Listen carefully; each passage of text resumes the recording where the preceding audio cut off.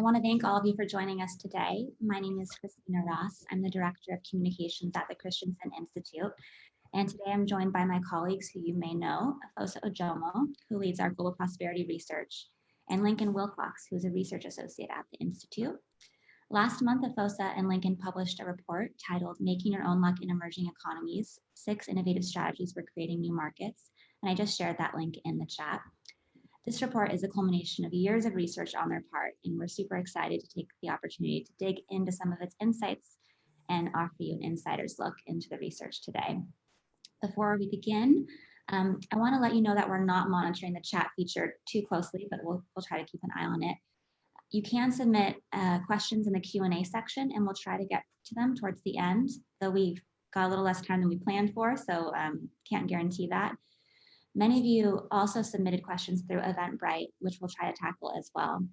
And lastly, we mentioned that this session is being recorded, and we're going to post it to our blog, YouTube channel, and Twitter page. So if you need to hop off early, don't worry about it. With that, let's get started. Afosa, to ground us, can you talk briefly about GP's research at the Institute and how this specific research project came about? Yeah, thanks. Thanks, Tina. Thank you all again for your patience and for joining us today. I think our research is really trying to answer two questions, right? Is what creates prosperity, and how can we engender the thing that creates prosperity in emerging markets, what I'm actually now calling growth markets. And I always like to start with this sort of piece of information, because when you think about prosperity, especially on a national level, a lot of the issues are sort of connected to the government, right? So when we think about institutions, rule of law, it's like, oh, the governments need to fix that. And you think about corruption and embezzlement, bribery, and so on, the governments need to fix that. Infrastructure, you go to what's called an emerging market that I'm actually now calling growth markets, and I'll explain that in a second. Again, that's the government's job. They need to fix that. Education, government, healthcare, what is wrong with the government?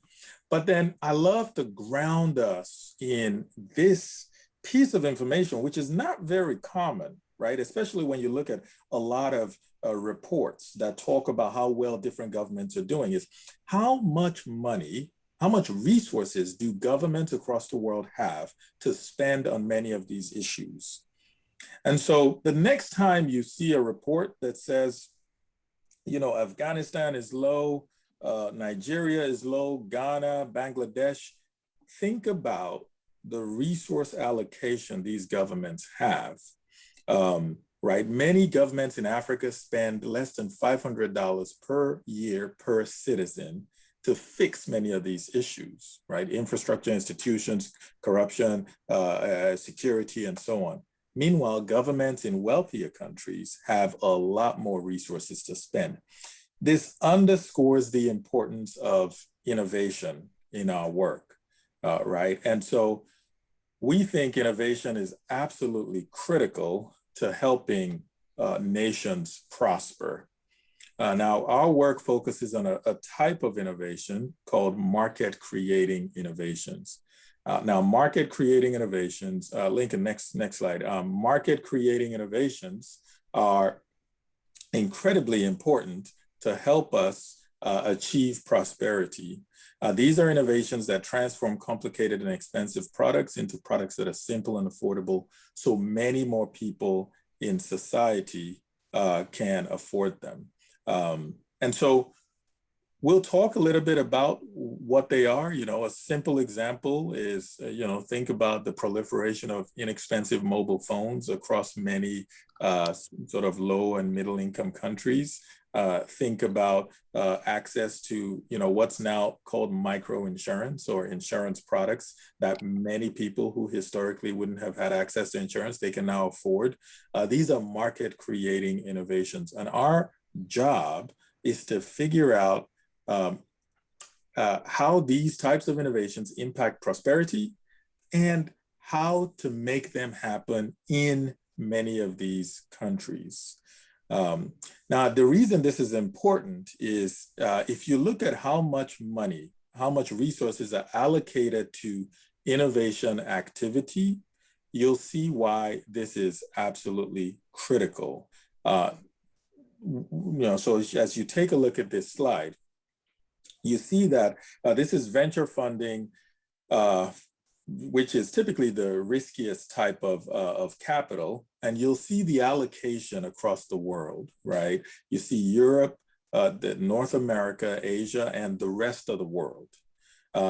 What we're trying to do with this research, especially with this paper, is how do we build in a level of predictability into how you can develop market creating innovations so that more capital can flow to these low and middle income countries to support innovation activity so that this number goes up.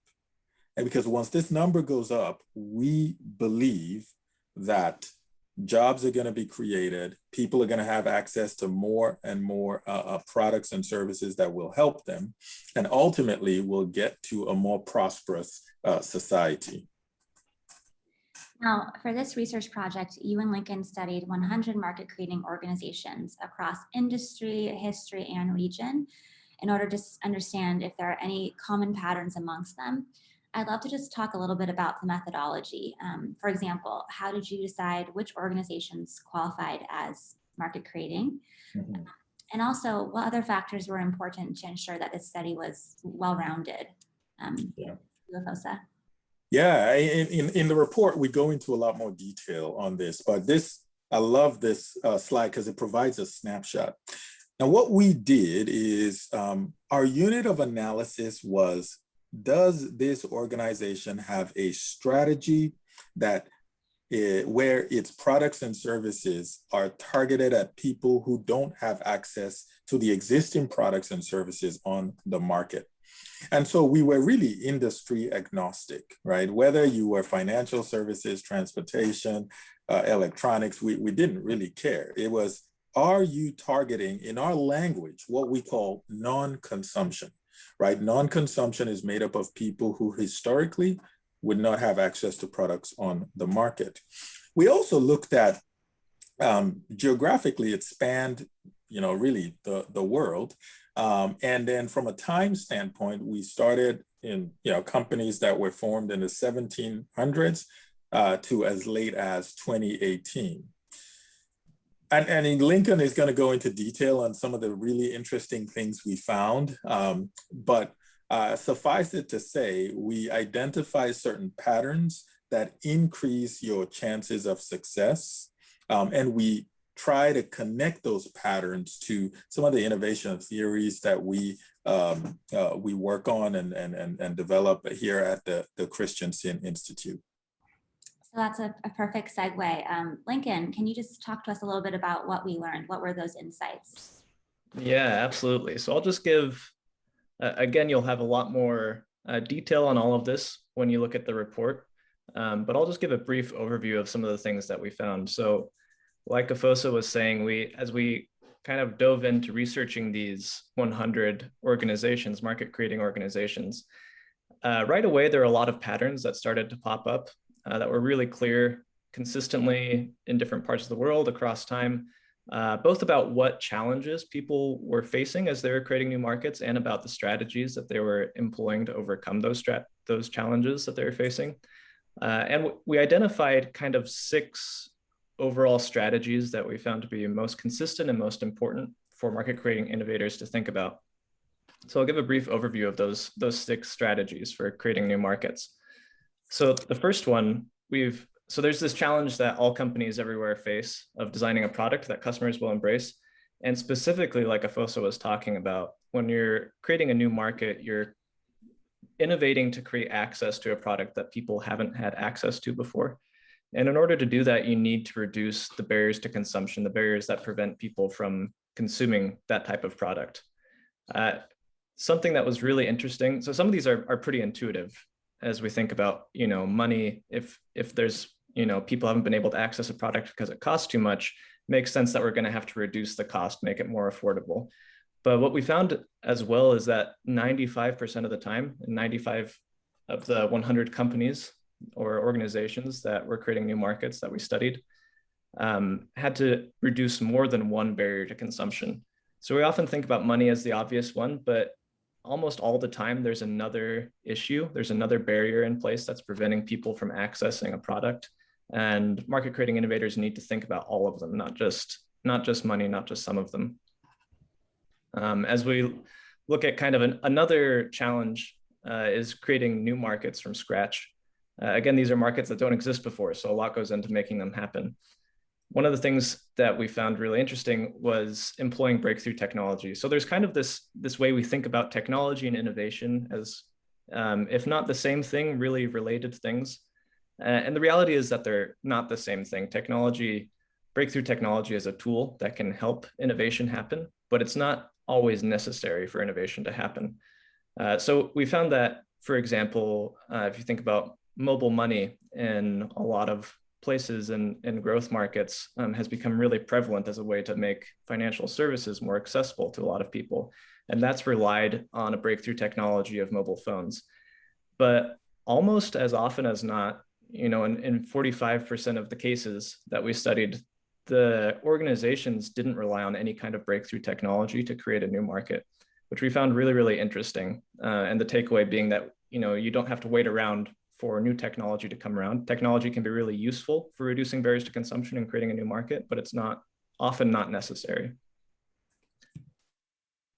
So strategy number 3, develop a new value network. So when we talk about value networks, what we mean is all of the activities, the aggregate of all the activities that need to happen in order for a customer to buy and use a product. So that starts all the way back with, design, manufacturing, through marketing and sales, distribution, all the way to the point where customers are buying and using a product. And each element of a value network adds a little bit of value to the product. It also adds a little bit of cost. And what we found is that in every single instance, which was pretty striking to us, every single instance, the organizations we studied had to create a new value network. So an example for what that might look like, if we think about companies Blockbuster and Netflix. So Blockbuster had this value network that included all these stores that had to have large inventories of movies. People had to go into the stores, work with all the employees that were in the stores, find the movie they want, and then rent it, take it home, and then return it. And what Netflix did is it totally redefined the value network of movie rentals. So it went in and instead of having stores, it sent, this is the original Netflix, not the type that we stream now, but when it first started, it would send DVDs directly to consumers and they would keep it. There weren't late fees and they could just send it back. And so it made things way more accessible and they're able to reach more customers because they redefined their value network. So that's a really important thing, a really important strategy for anyone that's trying to create a new market. We find it's essential for them to create a new value network. And just to add something to that really quickly, I think this is really the beauty about an innovation-led strategy, because before Netflix, in the example Lincoln described, we did not have a concept of a different way to consume content, movies in this case, before Blockbuster started doing games, movies. We did not have sort of a concept to consume content we didn't own, right? And so Netflix had to lean into this like new way of taking a lot of the technologies that existed at the time. They didn't invent DVD technology. They didn't invent the postal services. They didn't invent supply chain warehousing efficiencies, but they took all those together, wrapped it up in a business model, gave us a subscription service, right? They didn't invent that either. I mean, if you pay insurance for anything, you're part of a subscription type business. And now we have Netflix. And so, when you look at number 2 and 3, I think for me, this is very hopeful because it says we do not need a fundamentally different technology to create a new market, but we will have to create a new value network. right? We will have to figure out a new way to bring in participants and players in this system to figure out a way to create a product or service that meets non-consumers where they are so that they can consume the product or service. But yeah. Real quick, I know we haven't gotten through, but I think this is a relevant question to what you're talking about. Can you elaborate, Afosa, on the difference between value networks and business models, or are we using them kind of interchangeably here? Yeah, so a value network really defines all the upstream and downstream components in an organization's sort of system, all the players that you have to interact with in order to get your product or service from raw material to production. So if you think of, let's do a really simple example, a t-shirt, right? If you sell t-shirts, the value network is every single thing that adds value and helps you sell that t-shirt. So from the raw materials to the manufacturing, to the design, to the warehousing, storage, to the retail sales, to maybe even financing, right? If you provide a credit card to your customers so they can come into your store and buy a t-shirt. So all those things make up your value network. Embedded in them is a cost structure because every single component adds cost to the network because it hopefully creates value. Now, a business model is a little bit different. They're very connected, but a business model is really the interdependent connection of four main parts, right? So of an organization's resources, right? So these are the employees, these are the intellectual property, these are the equipment, the buildings, and so on. So the organization's resources, an organization's processes, right? So how do you hire people? How do you fire people? How do you sign contracts? How do you develop partnerships and so on, right? The customer value proposition. So what job are you really helping your customers do, right? And then the last component is your profit formula. And the profit formula essentially defines how big of an opportunity do you need in order for your business to survive, right? And how much profit do you need to make?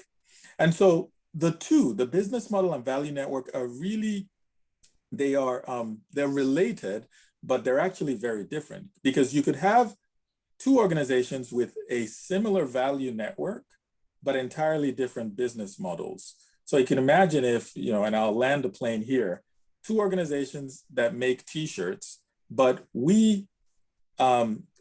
it takes us 3 months to hire a new person to join our team. That's embedded in the processes component of your business model, right? It takes us 3 months. The other organization makes t-shirts, so all those things they also do, but it takes them a week, right? They have a process that's really efficient. It takes them a week to hire people. And so you can see how they have the same value network, but different business models. So hope that helps some. Yeah, back to you, Lynx. Awesome. Thanks for that. Yeah, this is, I think the new value network strategy is one that has a lot of rich insights. So I'm glad to spend a little bit more time talking about that. So integrating internally. So this is kind of part of this overall theme that we noticed that organizations that are creating new markets need to do a lot of things themselves. So oftentimes in business, there's this idea of, core competencies.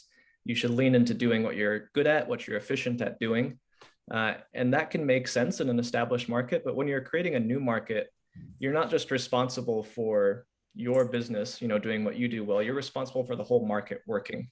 And so that often means pulling activities into your business model that you might normally be able to outsource in an established market. So when we talk about this internal integration, integrating internally, I've heard it both ways. So an organization integrating operations in-house that are conventionally outsourced in the industry. So you might think about the hypothetical t-shirt company that Afoso was just talking about, rather than, in an established market, you might be able to find the raw materials from another company that's really good at producing those raw materials and just buy them straight from them, have a partnership. When you're building a new market, often those partnerships don't work very well because those companies either don't exist yet because it's a new market, or they're not used to servicing the types of products that you're making, and they're unreliable in getting those component pieces to you. And so it's important often for companies that are creating new markets, they're going to end up having to do a lot of these things themselves. It's kind of like a trial and error process for a lot of people. So I think there's a lot of value in letting people know up front that if you're creating a new market, you're often going to need to integrate activities that normally you might be able to outsource in another more established market, rather than having to beat your head against the wall until you figure out through trial and error and not being able to deliver your product that that's something that you need to take on. So this is kind of the other side of the same coin, integrating externally. So whereas integrating internally is about taking things on that you might outsource to other businesses in another situation, integrating externally is about taking on things that the government might normally take on. We might think of being as the government's responsibility. So for example, many of these organizations creating new markets had to provide their own electricity if they're operating in lower income economies. Many had to build their own roads, provide security, education, other things like that, that normally would fall under the government's jurisdiction. And circumstances matter for this one, whereas integrating internally was kind of across the board. We saw it happening everywhere. External integration, as you might expect, is very, very prevalent in lower income economies. I think it's close to 90% is what we found for low income economies, and very prevalent in middle income economies as well. It doesn't happen at all that we saw in high income economies, but it's a really important thing to have in mind that that's just something, it's not going to work to just wait around until the conditions are right, until the government has kind of paved the way for innovation to happen. Often the entrepreneurs need to go in, and then what we saw is the governments will come in after that new market is created and kind of help support some of those things. And just to chime in here and connect that point to how we started this webinar, apologies to some of you who were not able to start with us. Apologies for the link. We shared slides that showed slides that showed how much money governments have to spend per citizen per year in different countries. Like Norway, for instance, the government spends roughly $36,000 per citizen per year. In the average African country, that number, yeah, there we go. Thank you, Lincoln. That number is about $422. And so it makes sense that as an innovator, creating a new market that is not yet vibrant, is not yet providing jobs, tax revenue, and so on, you will have to create a lot of these or develop a lot of these, what we might call infrastructures that are typically the role of the government. Now, one unique thing we found is that when you looked at, like, say, the United States 150 years ago, when the United States had demographics very similar to many low and middle income countries today, we saw the same thing, right? Innovators had to do similar things. They built roads, they built rail, and so it's not an anomaly when an innovator to create a new market has to engage in some of these things in, as Lincoln mentioned, circumstance-specific low middle income countries. So. Awesome. Thanks. So this last strategy that we identified is about managing government relations.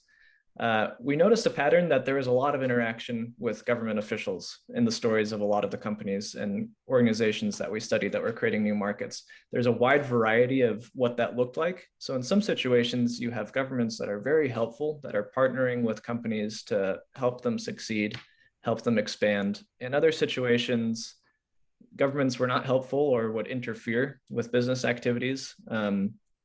see situations where corruption might be an interference or other things like that.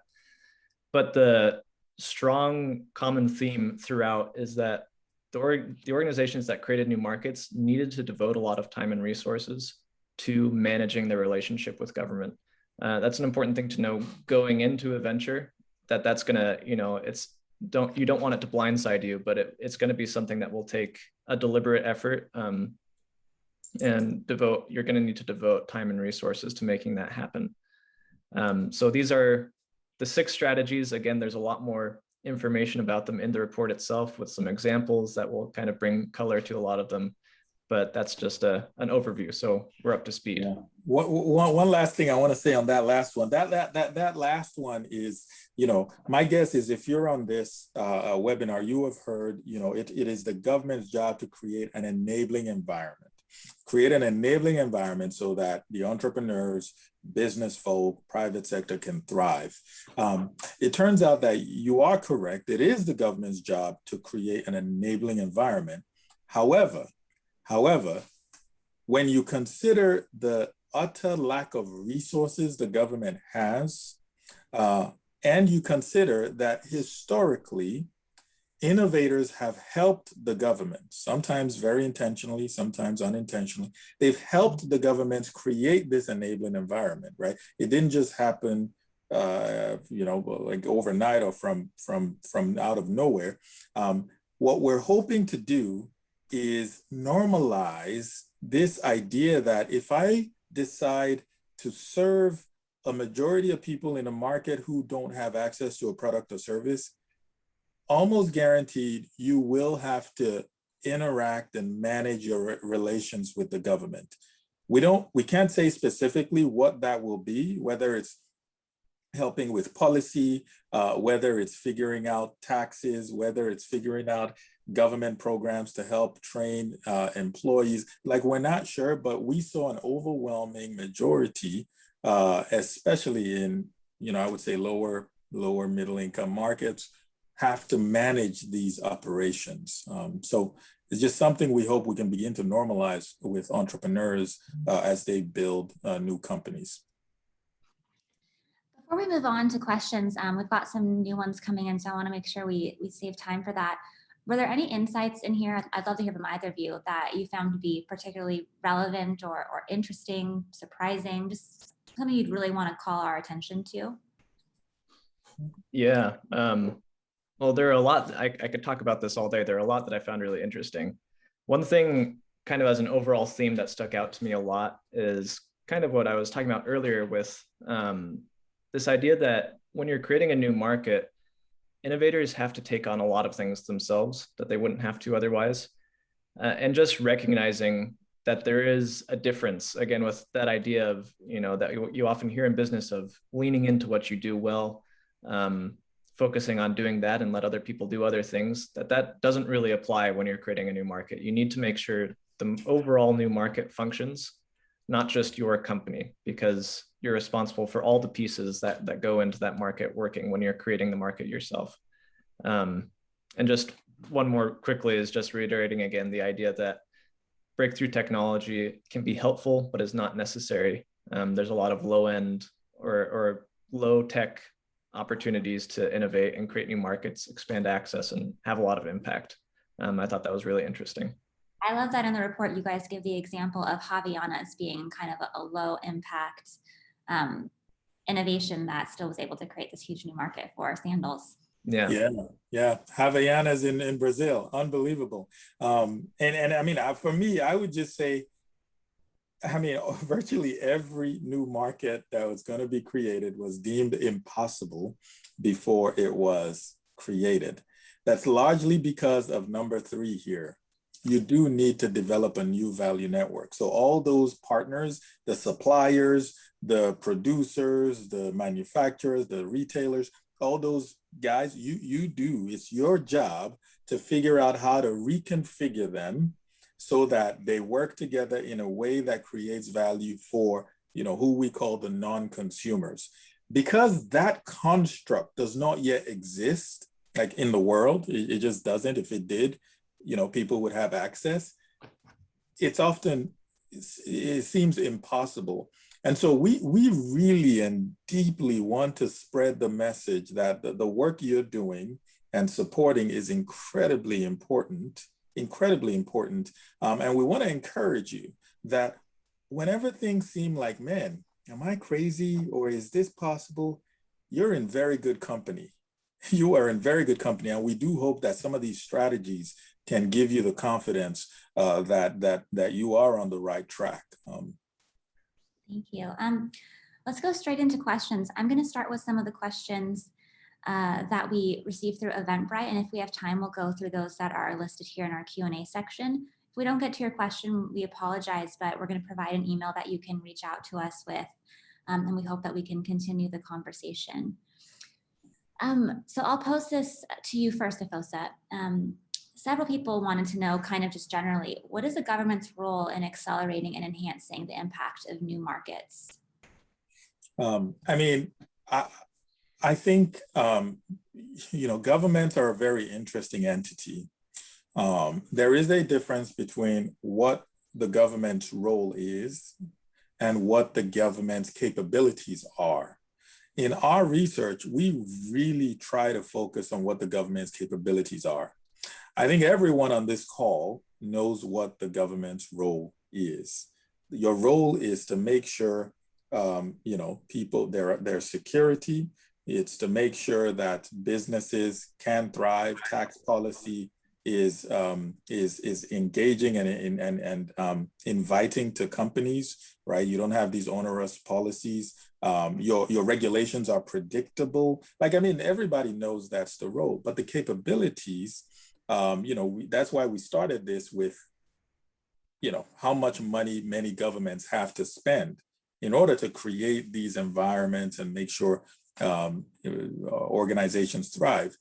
Many governments don't have these capabilities. So if you're in a country where the governments historically have not supported innovation type activities, especially as it relates to specific sectors, then I think that should inform what sector you go after, right? And this is relatively easy to do. You can look at the data over the last, say, 5-10 years and say, how has the government responded from a regulation standpoint in these sectors? If the government has been relatively stable and predictable, then you can make a decision to go into that sector. If the government has not, then I think it's incumbent on you as an innovator to say, look, they've changed their word multiple times in the past. Nothing fundamental has changed in the government. They will likely change their word again in the future. I don't know when. So as a company, we need to figure out a strategy to defend against that, right? And so I think having that approach to innovation is incredibly important as it relates to how to deal with the government, right? So I focus less on the government's role because I think that's relatively easy, and I think we all know that, but it's more how can you, as an innovator, manage the government in light of the fact that they're just incredibly unpredictable. Yeah. That makes sense. Lincoln, I'll poke this one to you. I really like this question. Is there any alignment between a market creating innovation strategy and the Sustainable Development Goals? Yeah, that's a great question. I think when we think about, the short answer is yes, absolutely. When we think about some of the Sustainable Development Goals, I don't have the list in front of me, but you think about ending poverty, creating access to good jobs and economic development, improving access to education, healthcare, affordable energy. All of these things are opportunities for market creating innovation to be employed. So I think about when we think of market creating innovation as a process through which things that were not accessible to a lot of people before can become accessible, you can see pretty quickly how that mechanism can be used to achieve a lot of the Sustainable Development Goals. And when we think about when you're creating a new market, you have to hire all of these people that you wouldn't have to hire otherwise because you're accessing a new population of consumers. You have to get products to them, you have to hire marketers, salespeople, retailers, everything that's necessary to get your product to your new population of customers. That requires creating a lot of jobs, which has an impact on all of those things that I mentioned, ending poverty, creating access to jobs, education, healthcare indirectly. And yeah, absolutely, there's a way to use market creating innovation to create access. I think that's a useful way to think about it. This is a tool for creating access to things that were less accessible before. And in that way, absolutely. Makes sense. Fosa, this is an interesting question. Can you recommend a model that can be adopted in raising funds for high impact entrepreneurs based in Africa as an example? Yeah, so I mean, again, the one of the first slides we shared, right, showed the absolute, like, it was like non-existent when you looked at capital going towards venture investments in, really what was rest of the world, which was Africa, Latin America. So it was really tiny. When you step back and look at foreign direct investment globally, Africa takes in, I think, 3 to 4%. The continent is roughly 16% from a population standpoint, so significant mismatch. But when you look at opportunities for growth, opportunities to create new markets that will have significant impact on wealth creation, job creation, and really overall prosperity, there is no other part of the world that is ripe for market creating innovations as Africa. But capital hasn't figured out how to get there. And so there are sort of new models that are coming up on how to address some of these opportunities and the mismatch. One of them is a syndicate model that I think we'll share a link to of a group of entrepreneurs who have been successful, right? They've created companies in different countries in Africa.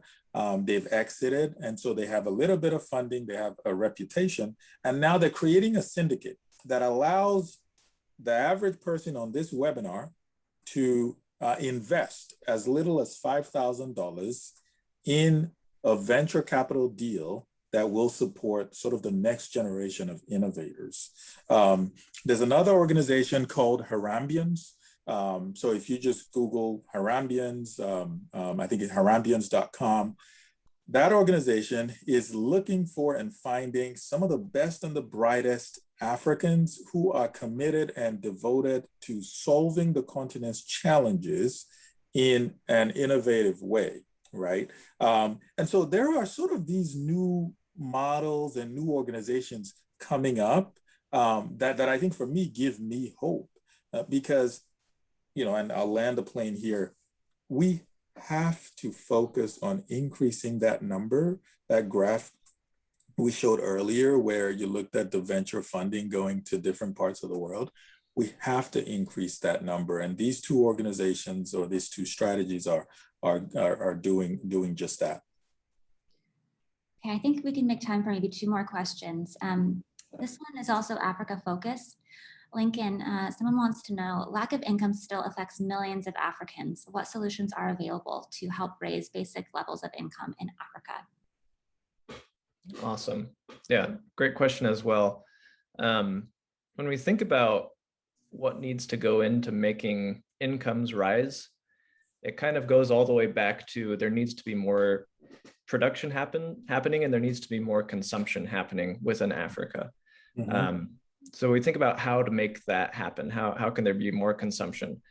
Market creating innovation is an excellent tool, as we've talked about before. I don't want to repeat myself too much, but this idea that what you're doing with market creating innovation is increasing access.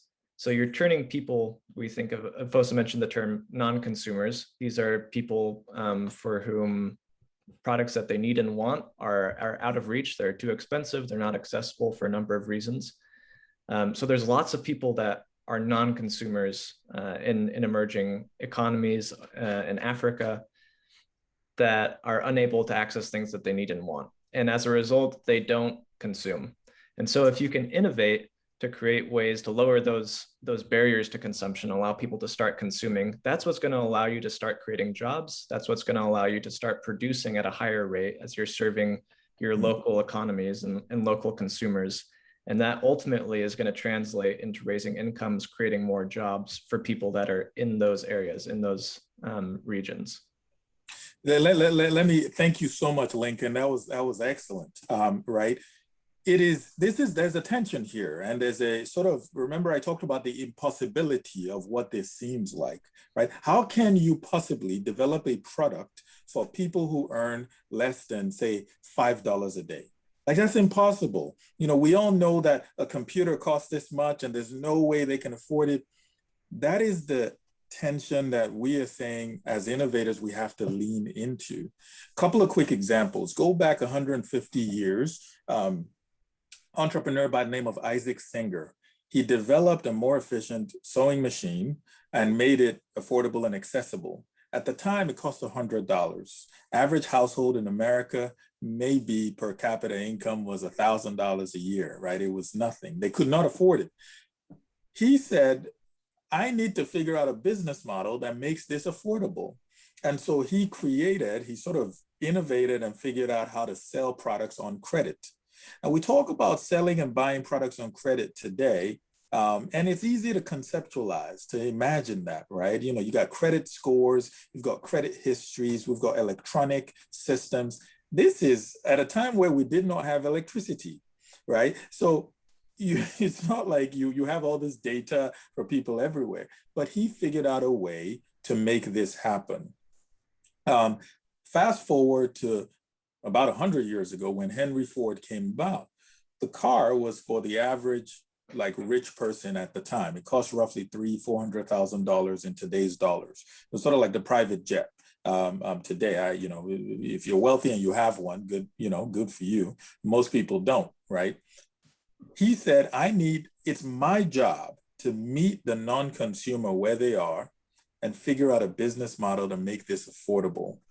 And so there is this notion of raising incomes, right, which is incredibly important. The more productive you are, the more your incomes go up. The way you do that is by figuring out a business model that serves non-consumption.